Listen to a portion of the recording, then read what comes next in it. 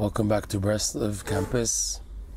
Some insights in the greatness of Shabbat and how it is so connected to all-inclusive tzaddikim, specifically Rabbi Shimon Bar Yochai. The Zohar says, and Rabbi Nachman brings down this Zohar, that the students of Rabbi Shimon Bar Yochai praised him, saying, Antuhu Shabbat dechuluhu Yoma. At the time that Rabbi Shimon revealed the deepest secrets of this that are found in the Zohar, called the Ijra Rabbah, at the end of this revelation, the students were so amazed, they pointed to Rabbi Shimon Bar Yochai, and they said to him, you are like the Sabbath day, Shabbat, which is all day, it's all light.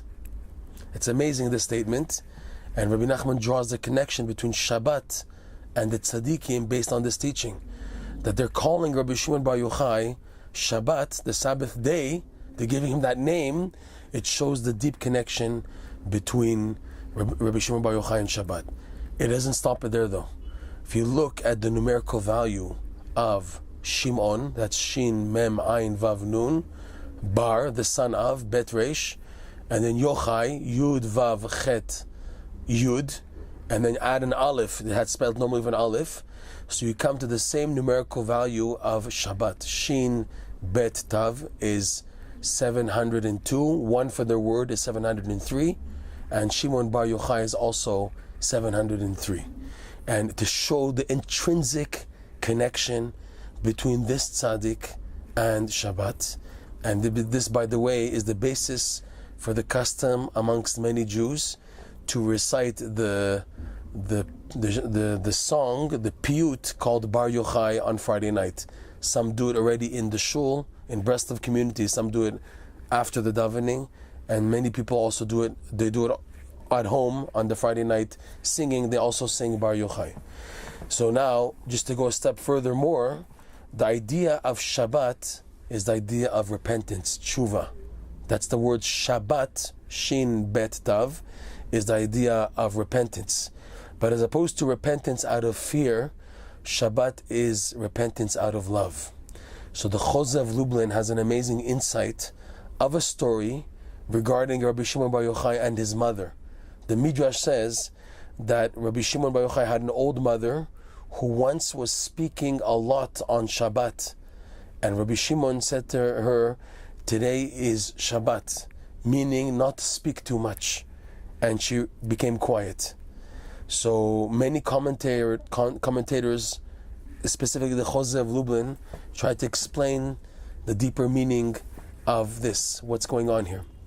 And they say that the idea of a mother who's old is the idea of Bina, the level in Kabbalah called Bina, which is the source of repentance.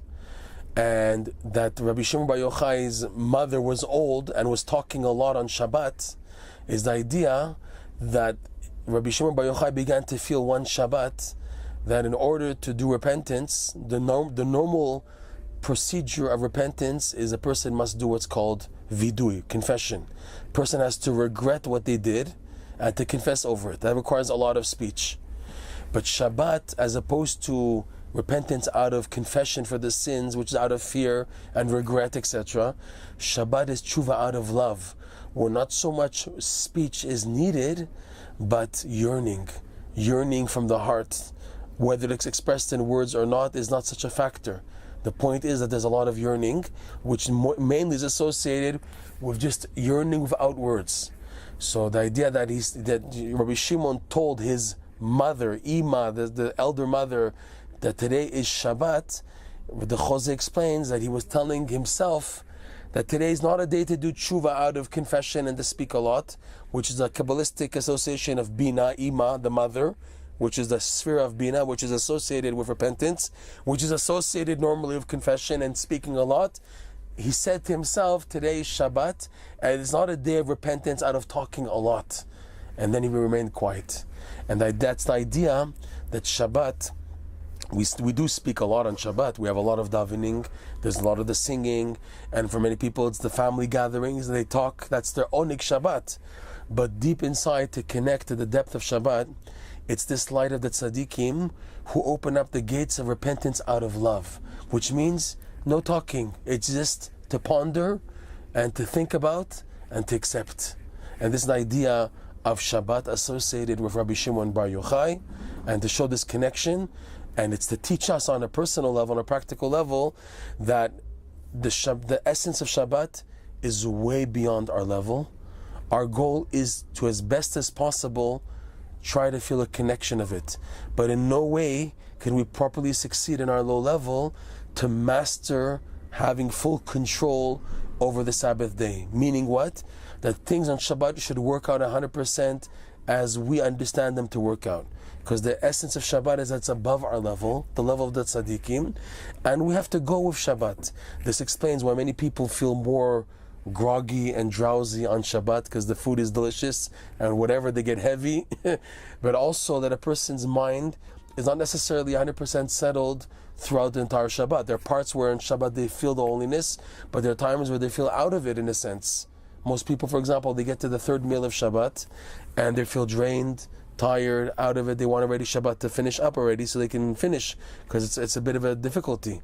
This out of it experience on Shabbat is also a reminder that Shabbat is above our level. It's the level of the tzaddikim of the caliber of Rabbi Shimon Bar Yochai.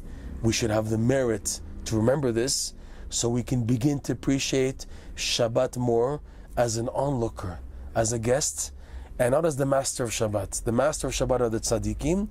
Our goal is to be a guest, and however the host decides the Shabbat should run, we should go with it and accept it with joy and simplicity.